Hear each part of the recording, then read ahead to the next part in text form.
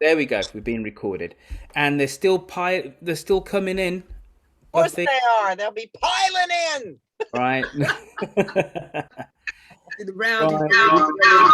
We got Lillian in. Now, what I need you to do, it's been a little while since we've done one of these, so I need you to all mute your mics, apart There's from a very horrible Apart noise from going in the Buffy, background. very obviously. And I'm saying this to everybody because really I need to be What the? myself. How we do this is a little bit of an interview, then we got the quiz, then we come back for more of a chat with our lovely Buffy, and then we end up with you being able to ask questions of our star. So mute your mics. Right, I will mute you all. Isabel Harrison, and you, Kate, you need to mute. There we go, I'm muting you, Kate. Right, and we're going to have fun for about an hour with our Buffy Davis. Buffy, welcome. I'm Thank you unmuted. for coming on to Dumteedum. How are you? Fine. And where are you? Because it looks like you're in Sweden in a sauna. So where are you today? I'm actually in my bedroom. Oh, wait a I'm in minute. my We bedroom. can't hear Where you, else would I be? and you're Where not else would muted. Jolene be? Oh, am I good?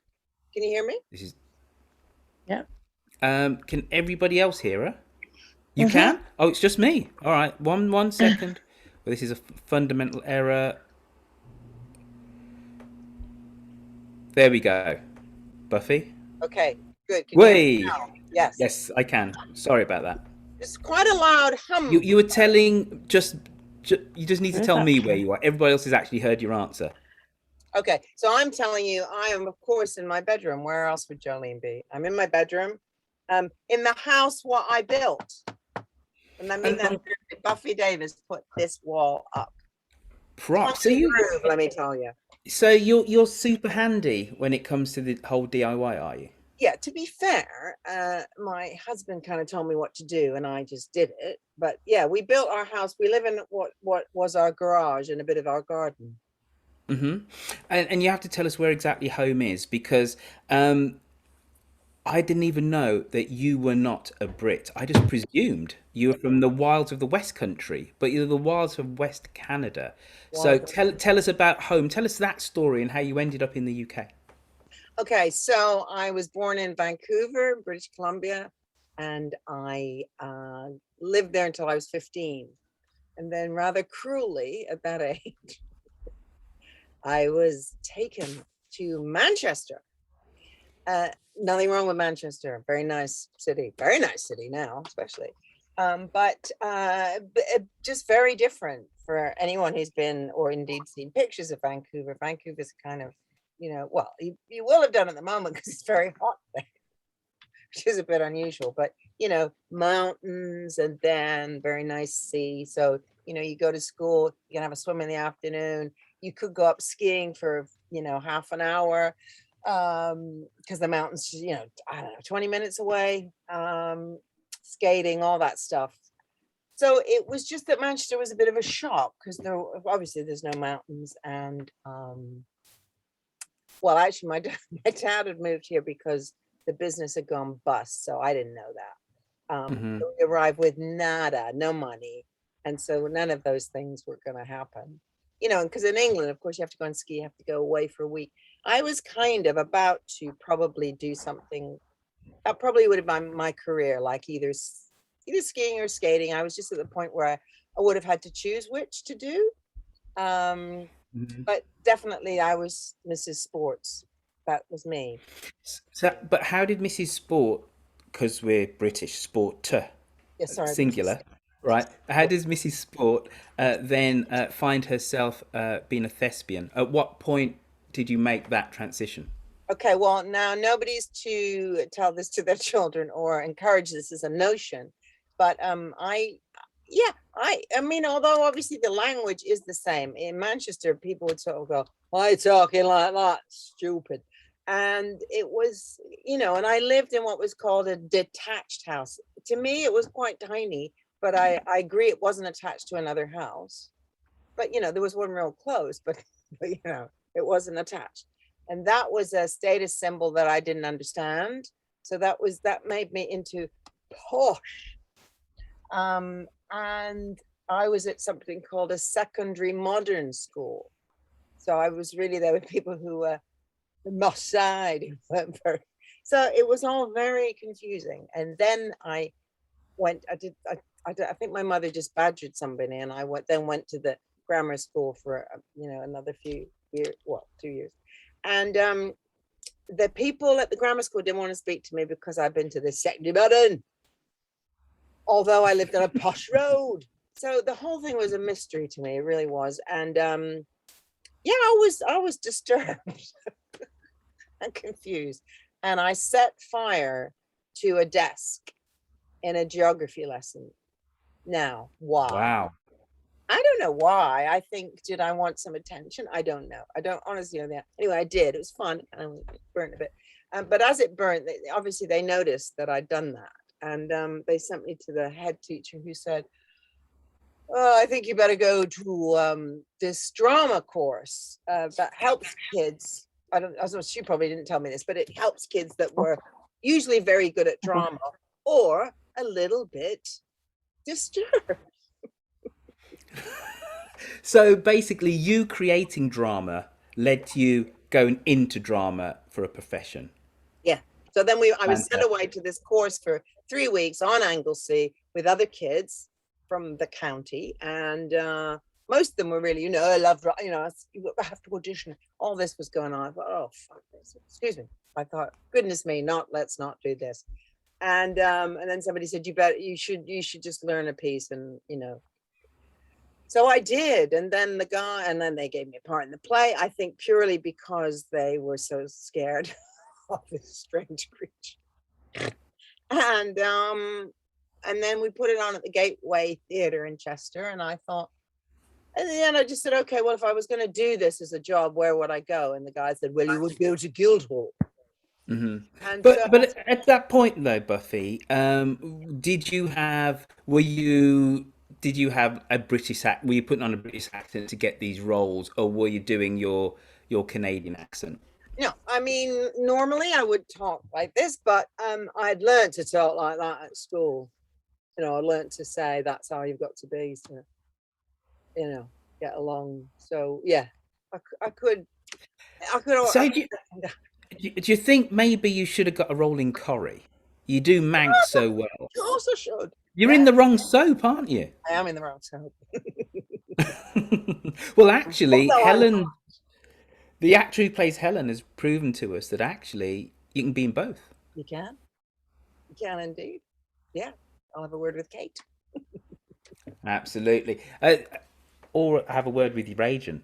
So, Yeah. all right. So, you went from wonderful British Columbia, where I was going to say the sun never stops shining. That's not quite That's not true, though, quite is it? true. No, no. That's not quite true.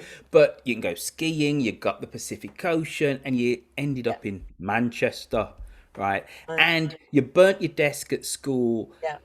created drama, Yeah. led to you becoming a dramatic actor. Yeah. When were you first aware of the Archers, that it was even a thing?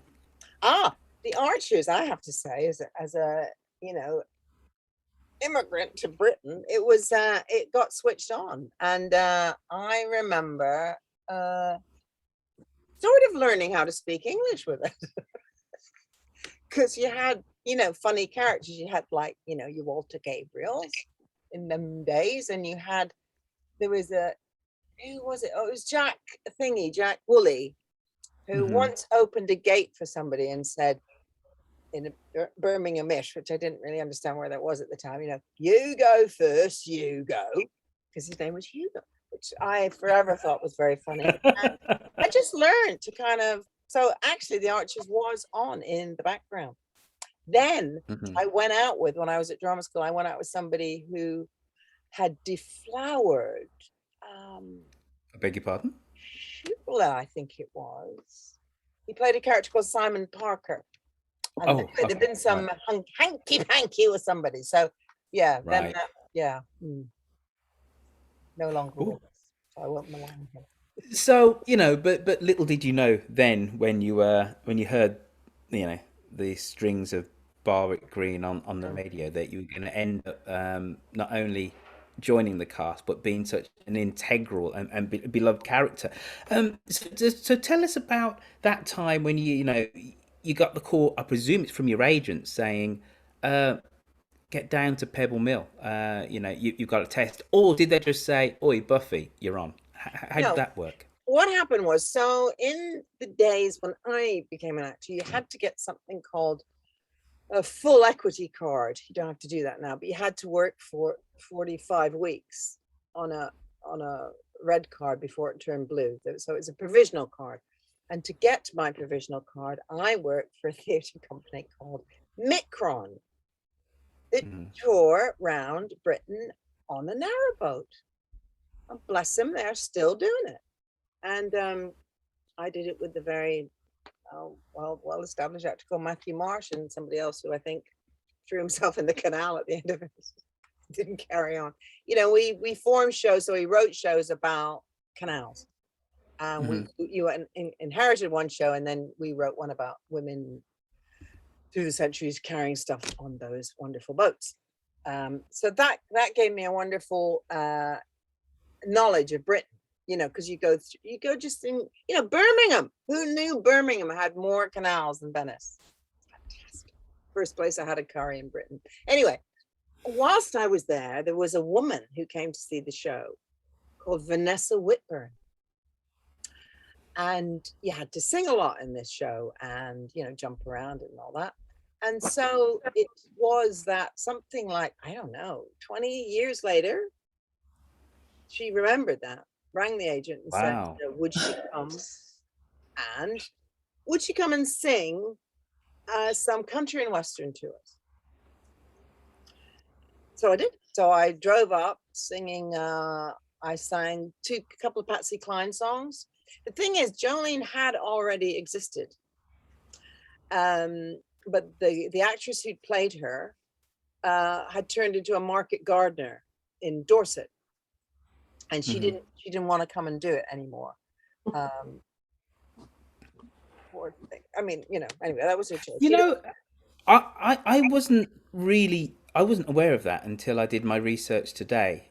That Jolene had been this kind of occasional, sometime kind of character, because there always has been hint that you and Clary have got beef. Well, Jolene and Clary have got beef. Yeah. And I was a bit like, but like Eddie and Clary had been married forever by the time that you'd come in.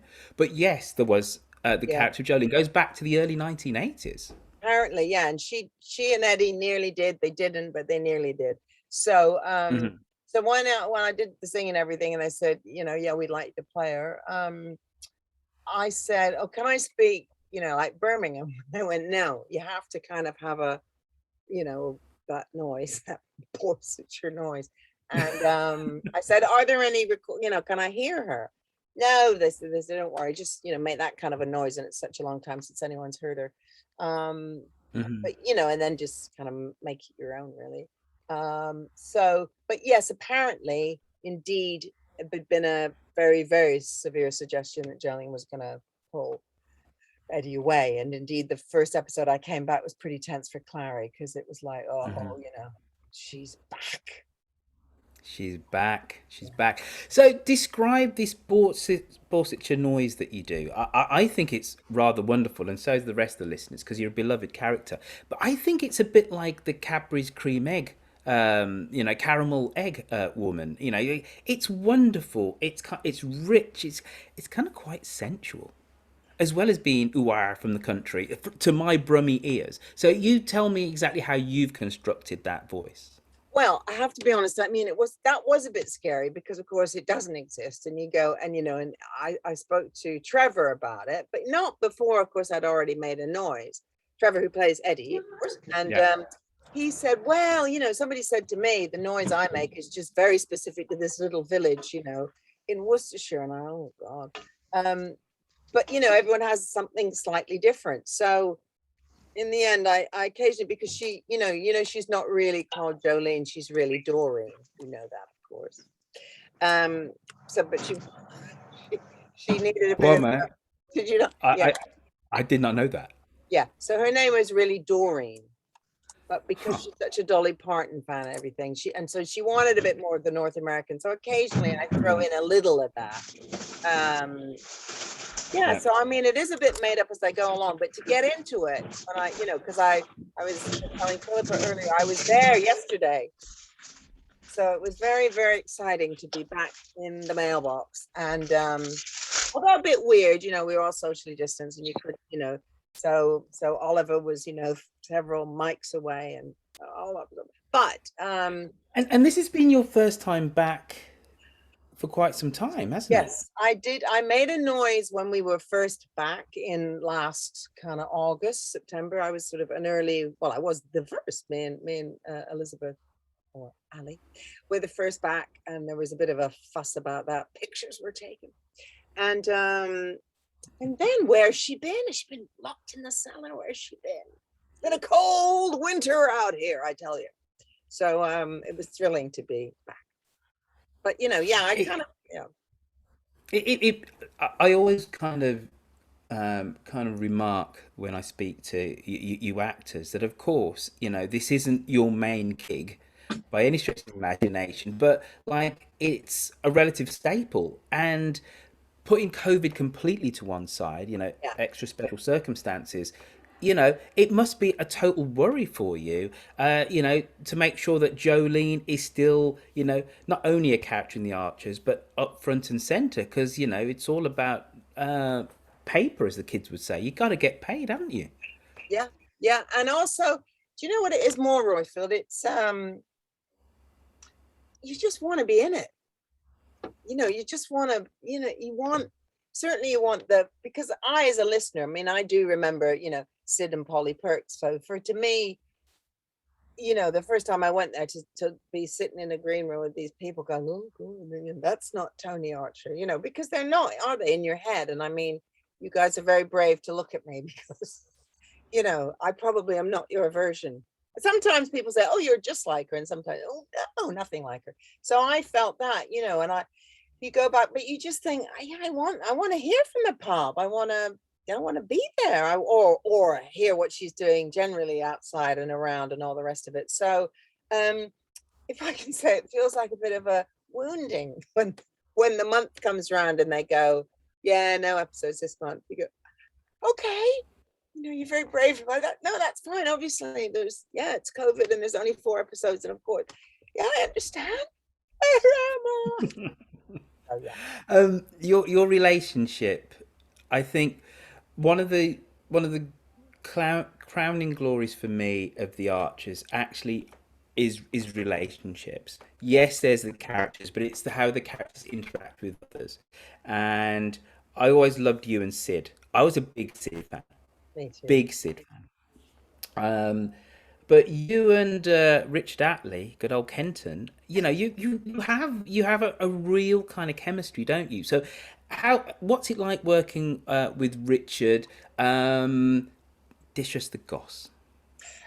Richard was anyway a dear, dear friend of mine. So not I met him on the Archers, but then I don't know if you know this. We used to do these things called Archers cruises, where we went with the very, I think not quite top end, but very fun Fred Olsen line, and we would do a scene and silliness and all the rest of it. And one time, Richard and his family and my lot went along together, and the writer Joe Toy was there, someone else as well, some big producer, and they could see that we got on really well, and I think they thought, oh, that's, and they put it in the back of their heads because Alan was still with us in those days, and I think they always felt, what was great with Alan is we used to get some great comedy stuff to do, which I loved, and here's just a little bit of fun. I'll throw this in. So when Jolene did reappear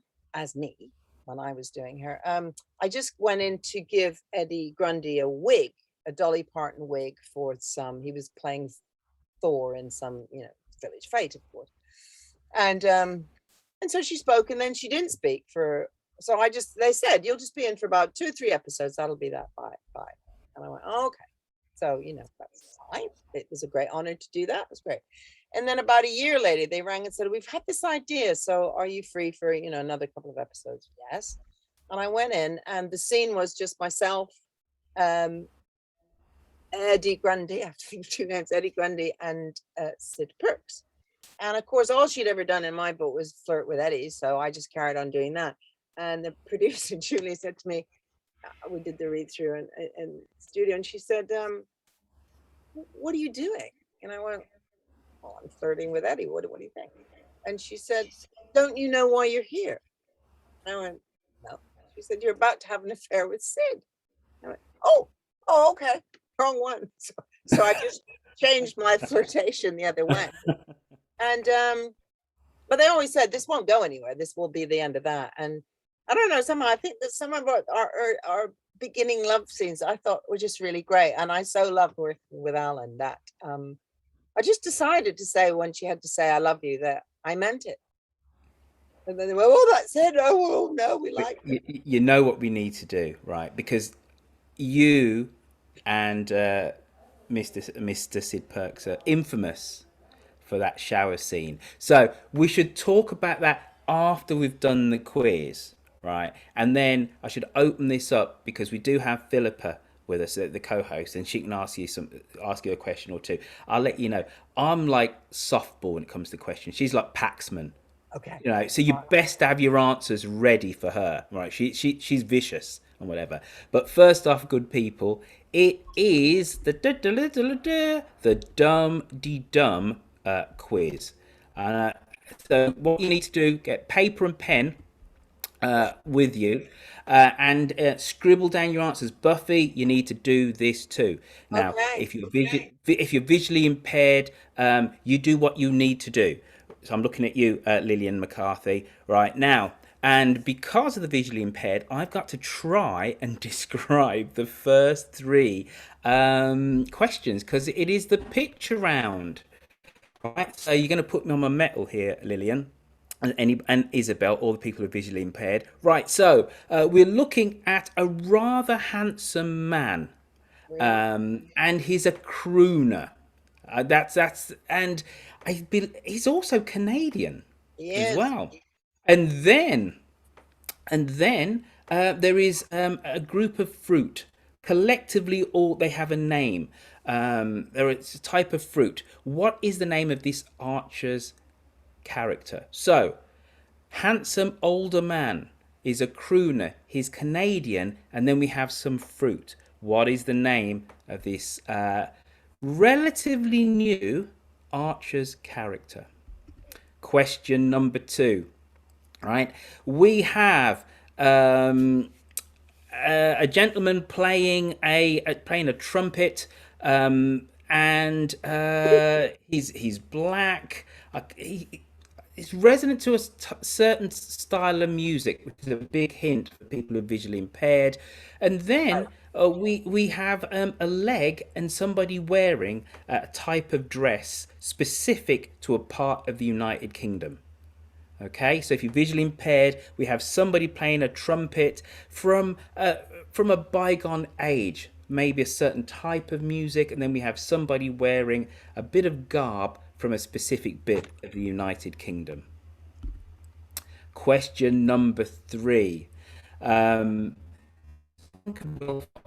People, because I had to dig deep for this, but I will give you a little bit of a clue. It's a place associated with the show that we love. So we have a gentleman who looks like a bit of a hip hopper, rappy type person, and he's wearing a big gold chain. Then we have some soft furnishing and a cat.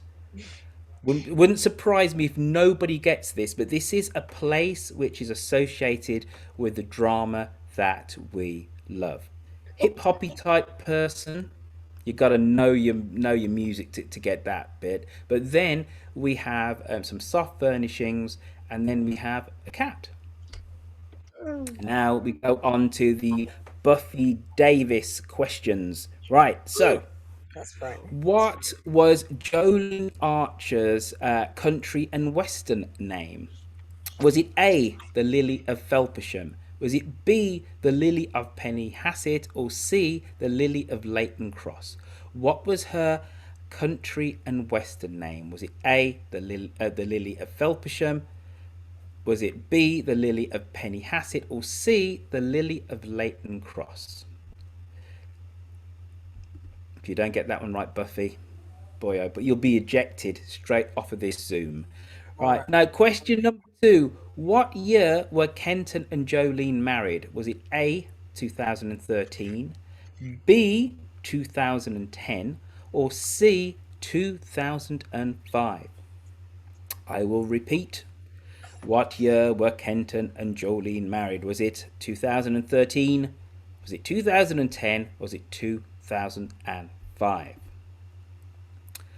What did Jolene bring to the ball? She's brought many things to the ball, but I'm going to let you into a little bit of a clue. Only one of these is wrong. Yeah. Okay, so there's a little bit of a clue. Was it A, hot pot? Did Jolene bring hot pot to the ball? Did Jolene bring the internet to the ball? Or did she bring line dancing to the ball? I will read these answers again. Did she bring A, hot pot to the ball, B, internet to the ball, or was it C, line dancing? Only one of those is incorrect. Question number 4. Who is Jolene's ex and Fallon's father? Is it A, Wayne Tucson, B, Wayne Arizona, or B, Wayne Phoenix? Who is Jolene's ex and Fallon's father? And I believe sometimes it can be found in the kitchen of the bull. Is it A, Wayne Tucson, B, Wayne Arizona, or C, Wayne Phoenix? Number 5. And you can see my typo here. What was the name of Jolene's band? Was it A, the Midnight Cowboys, B, the Midnight Walkers, or C, the Night Walkers? What was the name of Jolene's country and western band? Was it the Midnight Cowboys, the Midnight Walkers, or C, the Night Walkers? And last question. Oh, there is no that is the last question. There you go, folks. We will come back at the end of the show for the answers. Now, Philippa, there was another question. There was another question. Yeah, you put it up. There was. Yeah, I did put it up, but it was for the guy that played Philip Moss. Yeah. So It's an Andy question. which yes, it was an Andy question. So, and I just realised when I flicked on. Thank you for that, Steve. Thank you for embarrassing me, doubly so. Philippa Hall, soon to be. I was going to say soon to be Royfield on Dumteedum. You'd only be me on Dumteedum. You on Dumteedum, but I've only got 2 more to go. So, Philippa, hit Buffy with a hard-hitting question. I've just warmed her up for you. You go for it. Well, before I start that, I should say Quentin's here as well. So, yes, he's Quentin Rain, unmute yourself, sir. I am unmuted. Oh, smashing. All right, then. There you go. I'm unmuting. There you go. You pair, you go for it. Well, I'll ask the first question. So, Buffy, did you know how much singing you'd have to do when you started the role? No, they just said, we want you to make a bit of a noise at the fete. And then that's the end of that little story. Wrap it up. And in fact, you're not going to run off with Eddie and you can sing to Clary and that's all fine. So no, not at all. Not at all. But I was happy. Yeah. And when you get a really good meaty bit in the script, when it arrives a few days or weeks before you record it, if it's involving another cast member, do you immediately sort of message each other and say, oh my goodness? Do you know, we don't. That's very interesting. Yeah, we don't usually.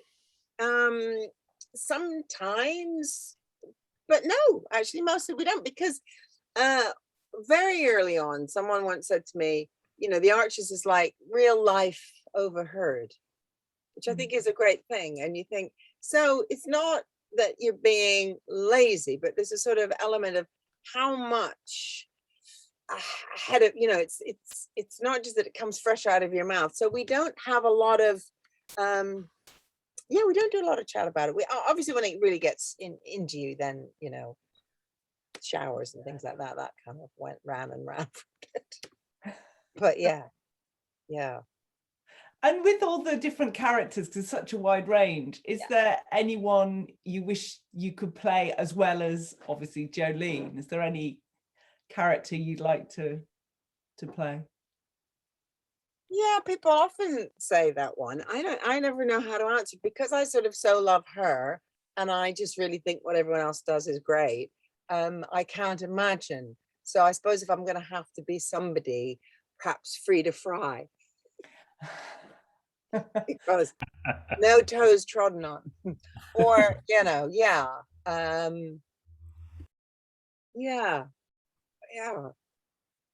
somebody who hasn't really made a noise yet. Oh, I tell you who else. Sabrina Thwaite. This is interesting, because at Dumteedum we seem to have different views about Sabrina Thwaite, and sort of my view is that she's a very sort of Towie type person, white teeth and designer labels, and others see her as a different type of character. How do you see her then? Oh yeah, she's quite, I think Sabrina and Jolene could have quite it could be quite tussly. There's been times when Sabrina said the wrong thing. I mean, and I've had to have a word with Derek Fletcher. He's another one I wouldn't mind being. Quite often find myself talking to Derek. So yeah, Sabrina has been trouble in the past. She interfered with my book club that I had. I forgot about the book club. How did I forget about the book club? Wow. Yeah. There you go. And she's more likely to have a bit more breast. She can vie with Jolene for breast openness, shall we say? Yeah. So. No, I don't know if you know this, but Quentin has, Emily's, who's on the call as well, has said that Quentin's voice reminds her of Kenton. Ah, yes, Kenton, lovely voice. Quentin, over to you. Shall I come in here now? Come in now. I was going to introduce Emily in a minute once she'd heard a bit of my voice. So I'll carry on asking a few questions, Buffy, if I may. Emily can then establish whether or not I am in fact Richard Attlee or not. I should also say that Emily comes from Vancouver, so there's another link for you as well. Excellent. Yeah, lots of Canadians, lots of North Americans listen to the Archers. First of all, Buffy, lovely to have you on. Yeah. Could you tell me the name of your band, please? Because I didn't get that answer right. No. Oh, she almost fell for it. Damn it. But a crucial question here, Buffy. When are we ever going to be back in the Bull? Because we haven't been in for months. The only scene we've had recently is Vile Kyle, and that was it. That was very short. Well, you must all know this, that we have absolutely no influence whatsoever. And the likelihood is, if you suggest something, it might get taken up, but it might be another character that's doing it. Right. So I don't think that they're doing that deliberately to be horrible. It's but you mentioned the other day you were back in the mailbox for the first time. So that would suggest we're going to have a Bull scene soon, yeah? Yeah, we were in the Bull, yes. Ah, so yes. And the bee at Ambridge. Come on, Buffy. Did you really believe that? No, I fought tooth and nail. That's the other thing. You think she wouldn't want this. And it can get really personal and annoying, because I've been with her for, how old's my son? 25 years. And so when they say things, you want to go, no, don't you remember? And there was one yesterday where recently, shall we say, where Kenton was talking about everything he's done for the Bull, and I wanted to go, no, not that he hasn't, but her history is way, way, way more. It's just that you said when you were given the line that, to say that you loved Sid, you said it like you meant it. Now, you must have really hurt for you to try and pretend that you meant that there should be a name change to the bee at Ambridge. Come on, it must have been tough for you. It was really hard. And then they were all, and then the producers sort of go, no, that's what she wants. You think, no, it isn't what she wants. But of course, they have their view of her, and I have mine, and I have to remind them. I have to say, do you remember when? Do you remember? So although Yeah, she's not quite as active as she used to be in that department. I mean, I always think she's got her eye out on anyone. Not that she doesn't love Kenton and all the rest of it, but you know, he's got to keep on his toe. Well, we as listeners, we're not happy with that one, Buffy. So I'm glad it's back to being the bull. Well, we all are. We all are. Horrible. Definitely. Horrible. No, that was hard. You're right. That was hard. Well, you've been full of surprises because I didn't know that Jolene should have been called Doreen. Doreen, So that is. Neither did I have the slightest inkling that you are in fact Canadian. So that's a brilliant surprise. Pretty good. Let's bring in Emily now. If you want to unmute, Emily, come on. Come on, Emily. Come on in. Right, Emily. Hello, Emily. Nice to meet you. Hi. Nice to meet you. You sent a very long email into Dumteedum explaining your theory is that I sound like Kenton, the actor Richard Atlee. Would you care to explain why and see what Buffy's got to say about that? I guess it's just the pitch, perhaps the pacing. I can't really explain it other than he sounds so like Kenton. And then, is it Kenton? Surely not. I mean, Emily, you actually Googled me, didn't you? To check. I did. I did. I really believed you might be Kenton. Do you remain convinced, Emily? I guess you're not, but you still sound like Kenton to me. I'm going to back Emily up with this. I do think, as I said on the episode, that there are parts of your voice, Quentin, that sound like Kenton. But you did some voice matching. I mean, the extent to which your research was, yes. So Buffy, you're the arbiter in this. What do you think? Yeah, I'm with them. I think there is a, if I'm not looking at you, there is a je ne sais quoi. So if I keep saying Eccles at you, I'm Kenton in your mind's eye. Yeah, you're elongating things a little longer than Rick does. Okay, right. That's new, but more gentle. Rick can be a bit more spiky and like that with it, but there's a definite timbre. Okay, well, if ever he's can't make it or he's unwell, then give me a call. Okay? Come on in. Yes. Emily, have you got any more questions for Buffy? I don't think so. It's just so good to see you and to hear you and to put a face to the voice. Well, it's nice to put a face to the email as well. So nice to meet you. And you too, Emily. Emily, Buffy as well. I mean, why are so many Canadians fascinated by the Archers? Over to Emily. Over what? I used to, oddly, I lived in the UK for 8.5 years and never listened to the Archers. But in really pining for the UK, I started listening to a lot of BBC programs, like podcasts and stuff. And I started with Woman's Hour. And they were talking about the Helen and Rob story and all the controversy it was causing and how people were so traumatized by the storyline. And I thought, well, this sounds really interesting. And I joined, but thankfully after that storyline had finished, because I think it was quite traumatizing. Yeah. So you're now hooked, are you? Oh, yeah. Oh, good. We feel your pain. Sorry, Buffy. Sorry, where are you living now, Emily? I live in Langley. Oh, do you? Oh, great. It's my love. Langley. And is it very hot there at the minute? It is, but it's not as bad as it was. As it was, yeah. 45 degrees. That was crazy. That's nuts. Don't go to the Okanagan this summer. That's all I can say. Sorry, that's a little side issue. Yeah. We have another kind of inhabitant of British Columbia on the call as well. We have the wonderful Jan Mitchell, who sent me some Cinnabons in the first year of us doing Dumteedum. So a little taste of Canada found its way all the way over to me in London. Now, Buffy, right? Yeah. If I speak to anybody about Jolene, right, they'll go, that shower scene.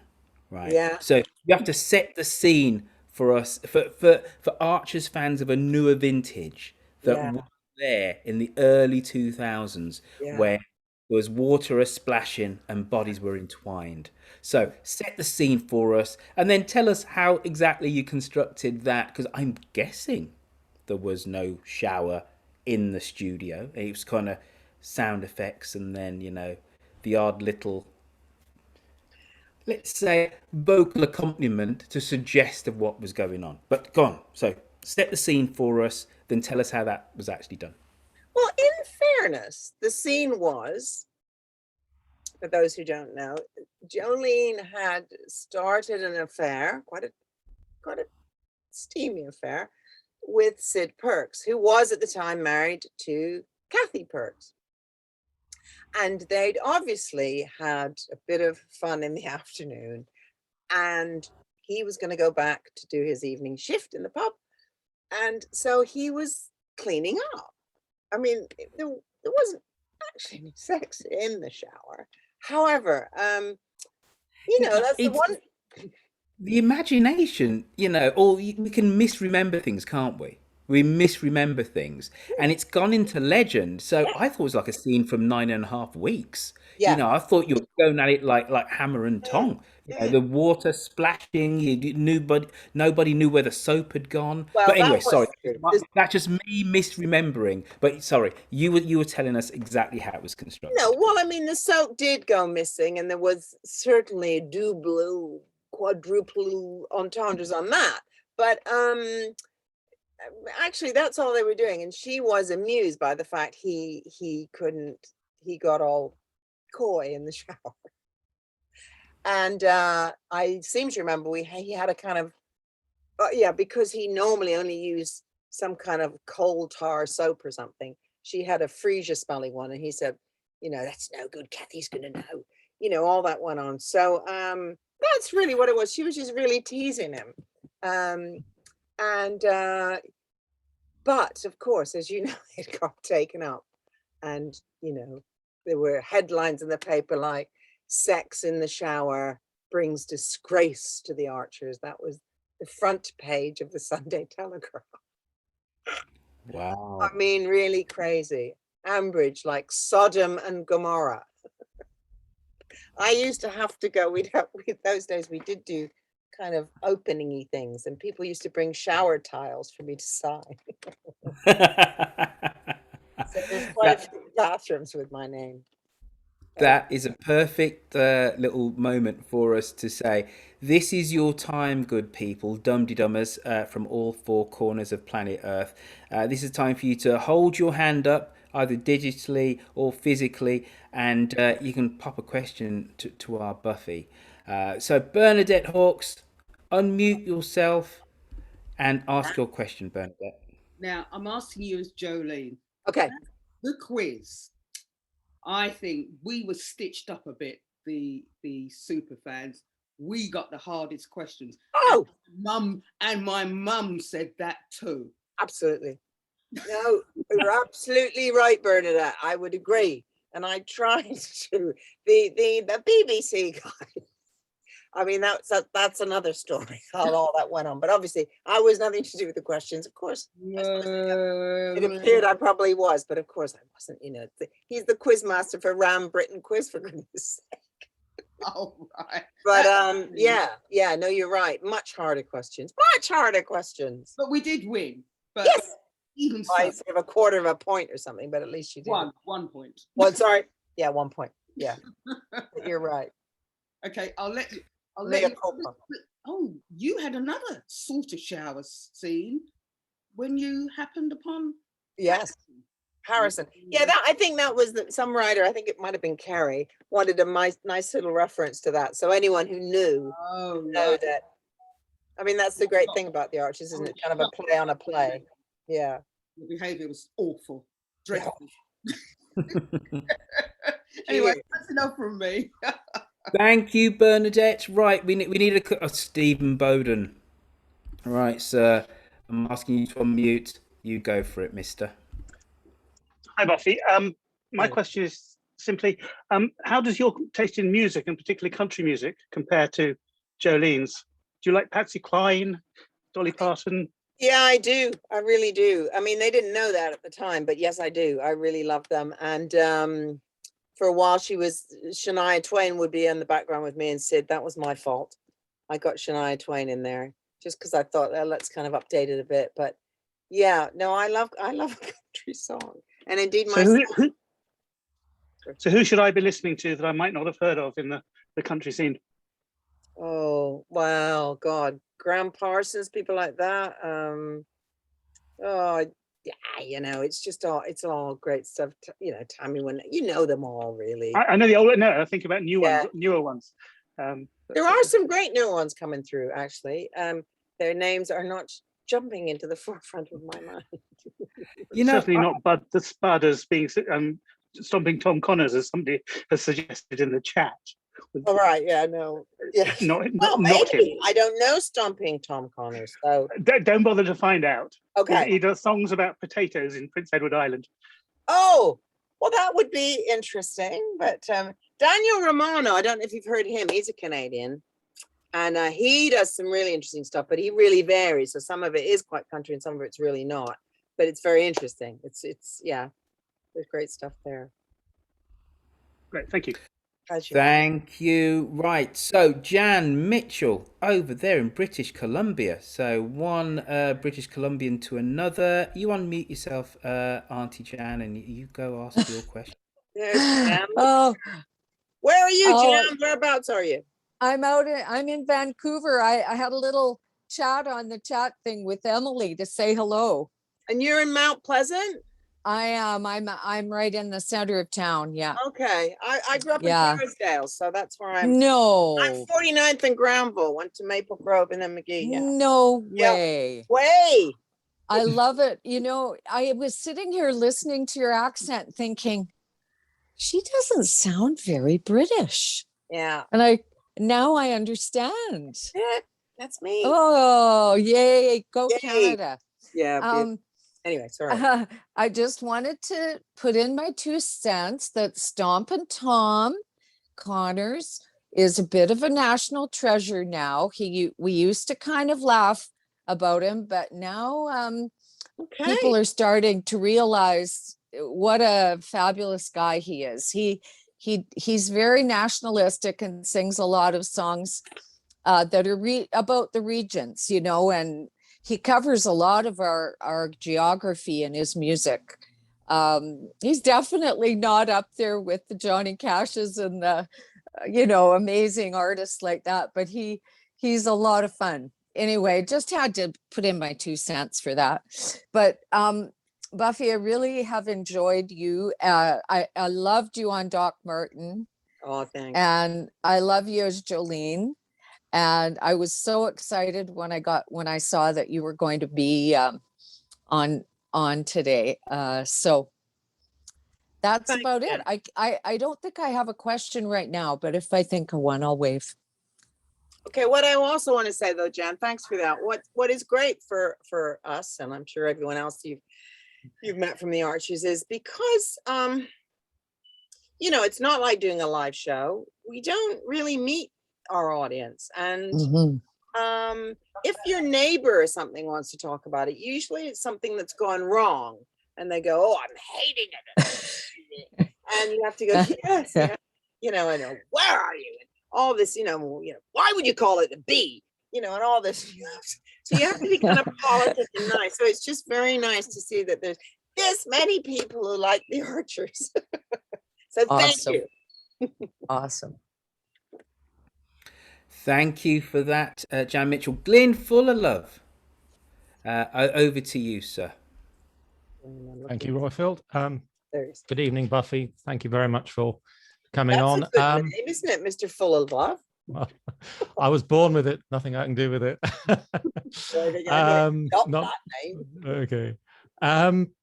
Now, Kenton's quite nice, but can be a bit tedious. He can be a bit boring, So when Jolene's staring over the bar, looking at contemplating all of the menfolk and perhaps even the womanfolk of Ambridge, who would her eye tend to alight on and stay with a little bit more than it should? Yeah, that's a very good question. I think it might be the tall, dark stranger that hasn't quite yet made an appearance in the show. Whenever anyone's allowed back in, at least the well, I mean, of course, the pool garden would be open in a minute, wouldn't it? As we know, it's not. Into the pub. So, whoa. There's still probably a little twinkle there for Eddie. As you know, the little, yeah. Good question though. Who of these men? Because I know what they really look like. It's a really hard question.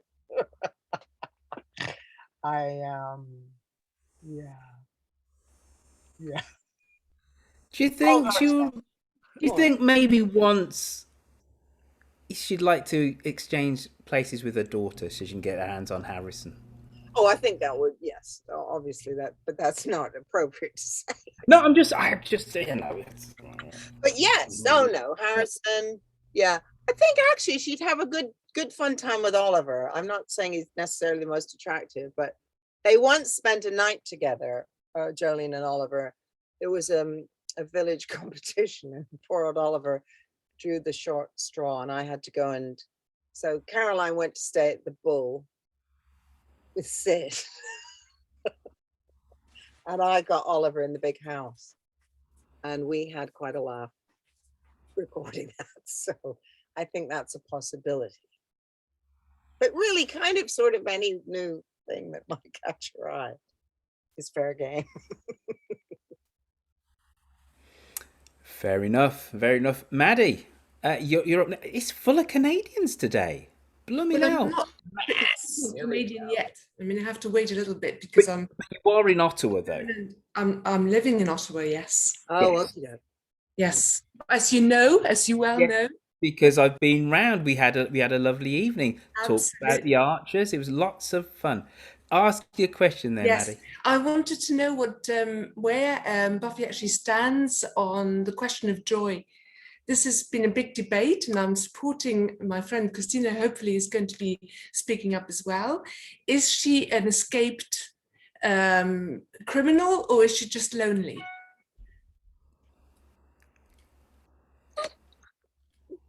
My opinion is I think she's just lonely.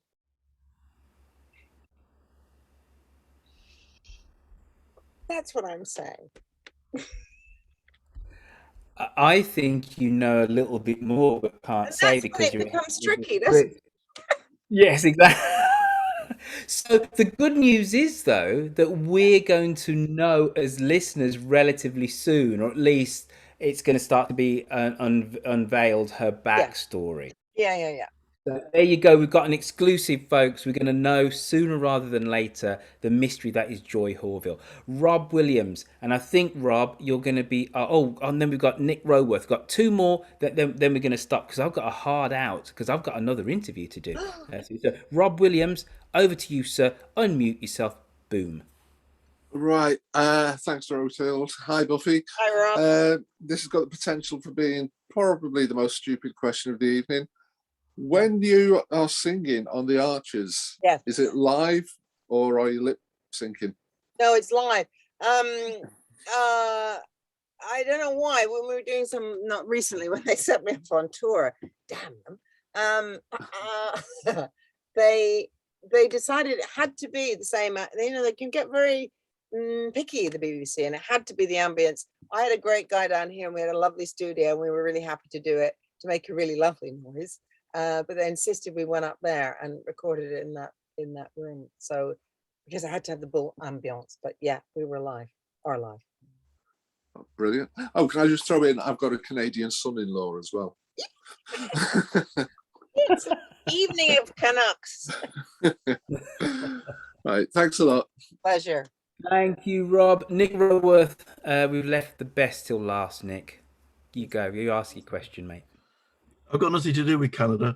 Fair enough. We talked extensively about the listener's most memorable scene of Jolene. I just wonder what your most memorable scene was. What have you enjoyed the most playing? Oh, that's really hard. It's years of it. I do feel very affectionate towards. I mean, when Sid was buying her diamonds, and it was all a little, well, not a little, very illicit.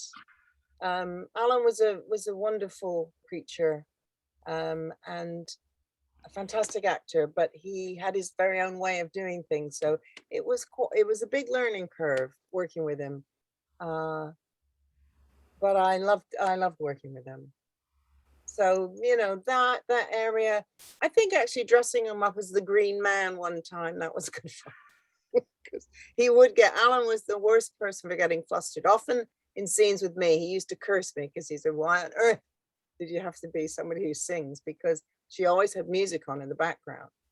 Things like that, you see, I say to the Archers now, the new writers, you know, that won't have gone just because she's a little bit older. She still wants, anyway, it was always on in the background. And to do those scenes, you have to get the words all in the right order with the music going on behind. And if you mess up, which Alan quite often did, then we have to do it all again. And he would just get so tense about it. So trying to kind of calm Alan down was always fun. So those, yeah.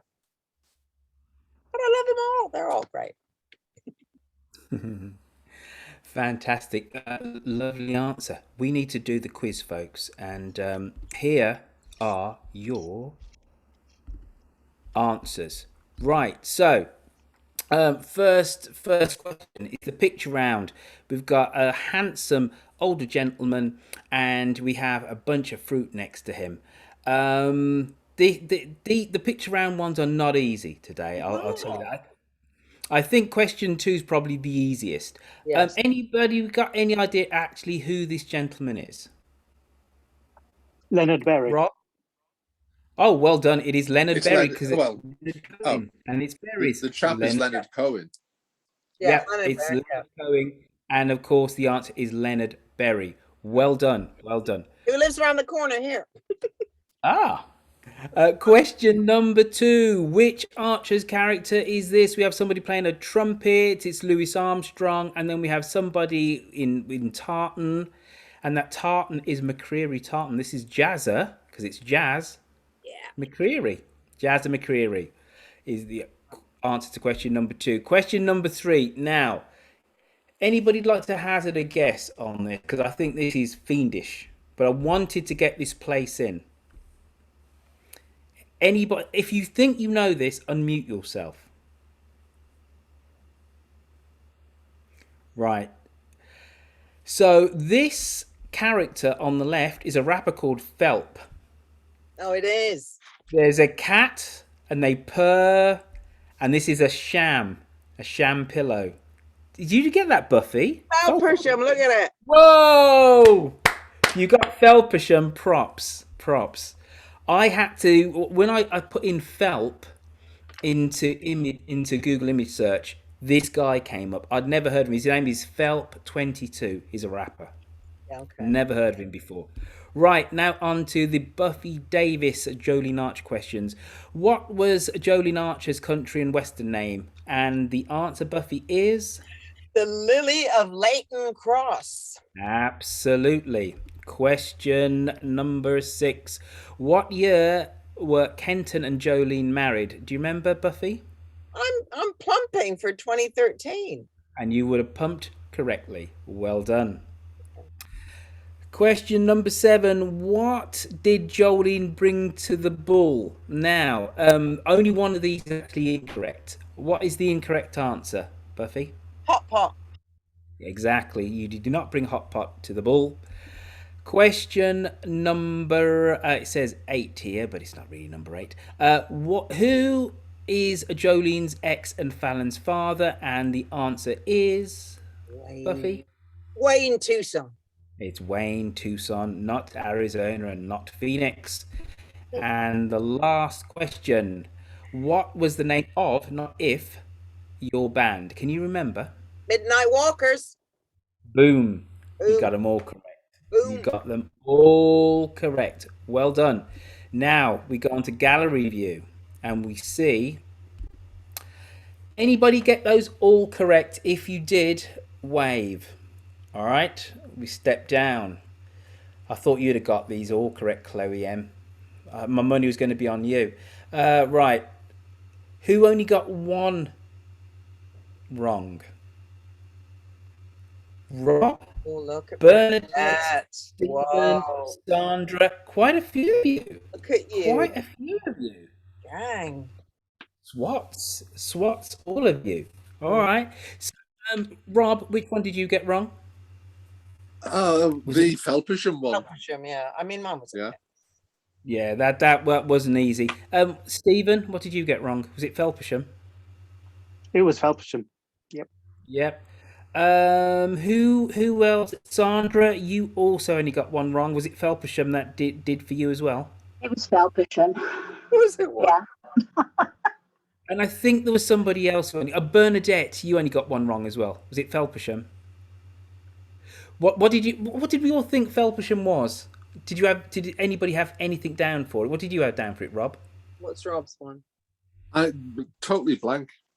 Totally blank. That would have been incorrect. Yeah. Not a character or a place called Totally Blank in the Archers. Well, because you said it was a place, I thought it's not Penny Hassett. There's nothing there. There's purr maybe from a cat. I mean, there was no logic to it. It's just a place. No, I thought it was the caravan.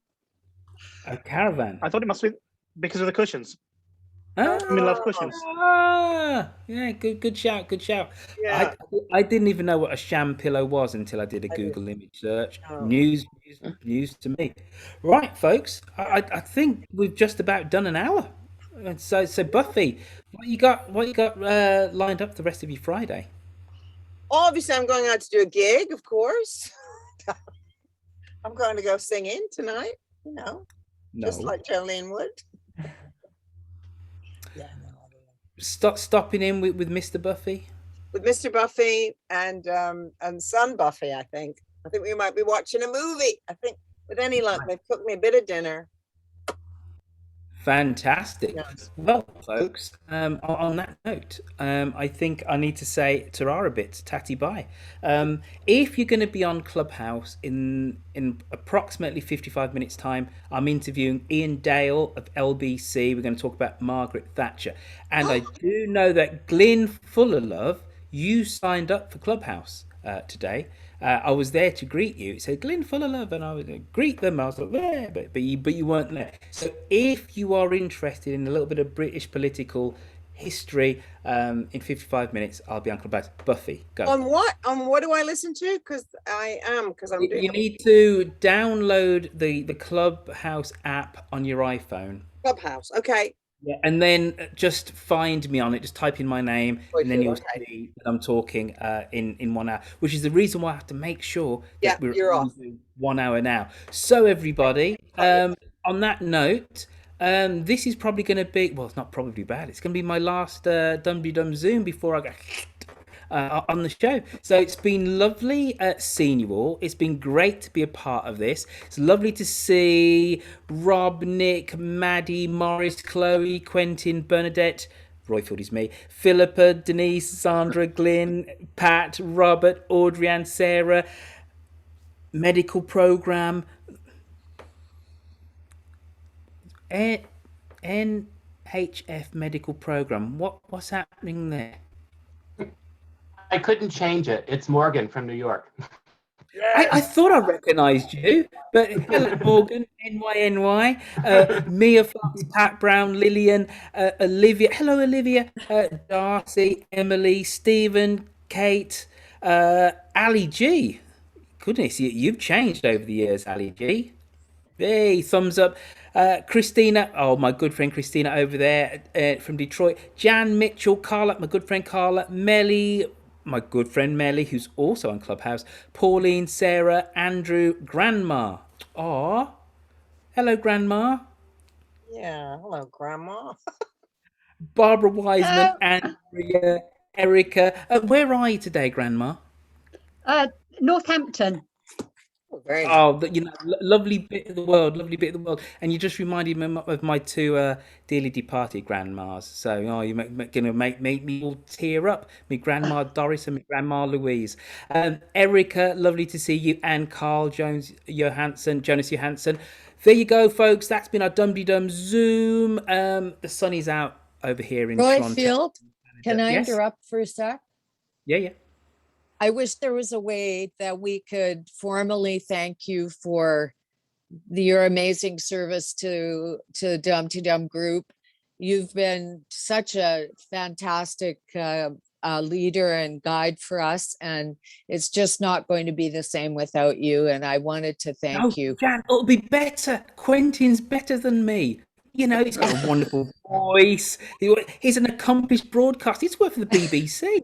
That's what I've done. I've like written myself out of things and got somebody from the BBC to come and replace me. It'll be better. Lovely. It'll be better. Don't worry.